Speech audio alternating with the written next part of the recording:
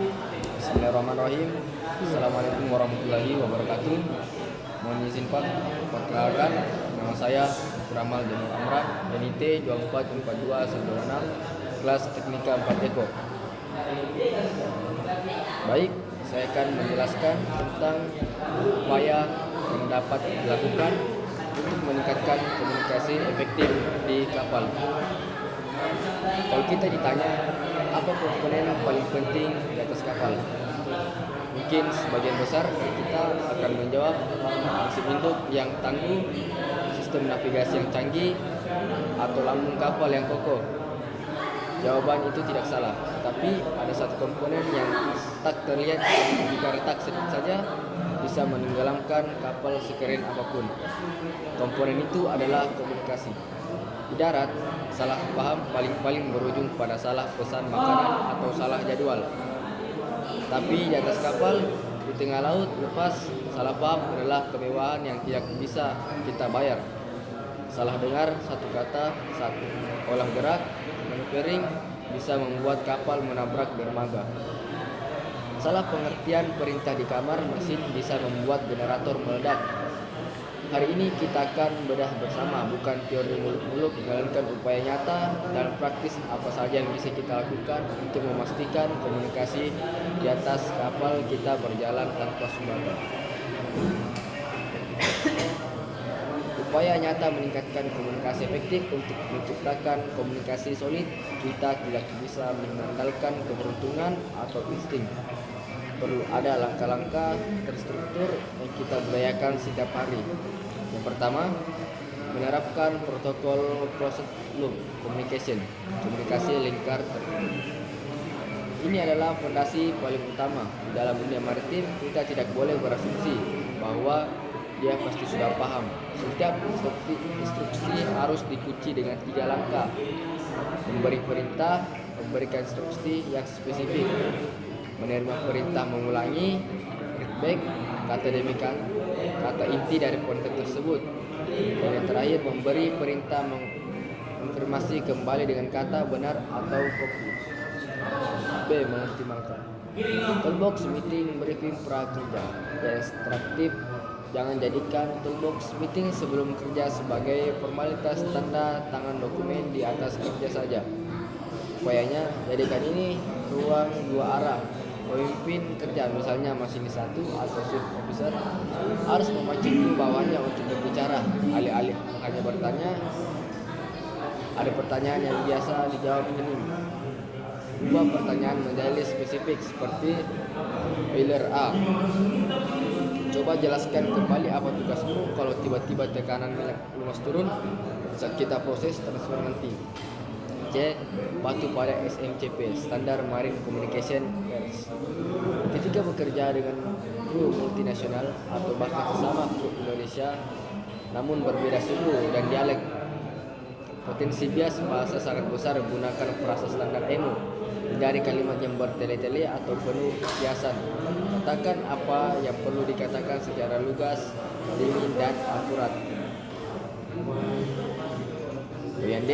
Mengikis ekstrim hierarki yang kaku. Demi keselamatan hierarki di atas kapal itu wajib untuk menjaga rantai komando. Namun hierarki tidak boleh membuat kru junior takut berbicara jika melihat ada bahaya. Investigation. Upayanya, perwira harus membuka diri dan menanamkan budaya just culture. Kru junior harus dididik untuk berani melakukan speak up jika melihat ada kejanggalan di navigasi maupun pemesinan, tanpa takut dimarahi atau dianggap lancang. Yang ketiga, ilustrasi dan analisis kasus nyata. Untuk melihat bagaimana teori-teori di atas bekerja, mari kita bedah ilustrasi kasus yang sangat sering terjadi di atas kapal. Kasus operasi pengisian bahan bakar bunkering di kamar mesin. Kapal sedang melakukan pengisian bahan bakar bunker di pelabuhan. Masinis 3 bertindak sebagai pengawas di dek tangki, sementara seorang oiler junior berjaga di ruang pompa manometer. Adapun skenario-nya, komunikasi yang buruk berujung bencana. Masinis 3 melalui walkie-talkie dengan terburu-buru, oiler tangki 2 kini sudah mau penuh, siap-siap pindah ke tangki 2 kanan ya, buka katupnya sekarang. Oiler mendengarkan sekilas karena suara mesin tidak mengonfirmasi. Oke mas, siap. Oiler langsung memutar katup tangki 2 kanan, tetapi dia lupa menutup tangki 2 kiri karena berasumsi masinis 3 yang akan menutupnya dari atas dek. Hasilnya minyak terus meluap dari tangki 2 kiri membanjiri dek, menyebabkan pencemaran laut, oil spill, dan kapal terkena denda besar serta penahanan oleh otoritas pelabuhan. Adapun skenario B, komunikasi efektif dengan close loop penyelamatan. Mari kita lihat jika upaya komunikasi efektif yang kita bahas tadi diterapkan pada situasi yang sama. Masinis 3, Oiler perhatikan, tangki 2 kiri sudah mencapai 85%. Buka katup tangki 2 kanan sekarang. Lalu setelah terbuka, segera tutup katup tangki 2 kiri monitor tekanan. Ganti. Oiler mengulang perintah. Diterima masinis, buka katup tangki 2 kanan. Sekarang setelah itu tutup katup tangki 2 kiri. Saya ulangi, buka 2 kanan dulu baru tutup 2 kiri. Monitor tekanan ganti. Masinis 3, benar, laksanakan, laporkan. Kalau sudah selesai ganti. Oiler 3, kemudian masinis katup tangki 2 kanan sudah terbuka penuh dan katup tangki 2 kiri sudah ditutup rapat. Tekanan normal pada 2,5 bar. Ganti. Masinis 3, kopi kerja bahu setup monitor level tangki out analisis. Pada skenario B, potensi kesalahan manusia error langsung dipotong sejak awal karena adanya konfirmasi ulang readback kedua belah pihak memiliki gambaran mental model yang persis sama tentang apa yang sedang dikerjakan.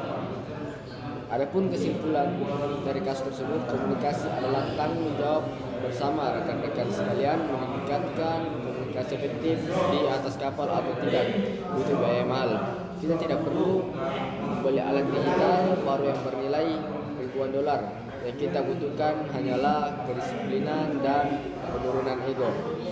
Seorang nahkoda atau kepala kamar musim yang hebat bukanlah mereka yang dulunya hanya diam dan patuh, melainkan mereka yang berhasil menciptakan lingkungan di mana setiap kru dari rating sampai perwira bisa saling bertukar informasi dengan cepat, akurat, dan tanpa rasa takut.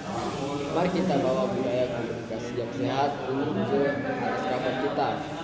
Ingat, keselamatan kapal dan keselamatan nyawa kita semua yang ada di dalam bangunan besi ini berada pada kata yang kita ucapkan dan kita dengar. Terima kasih.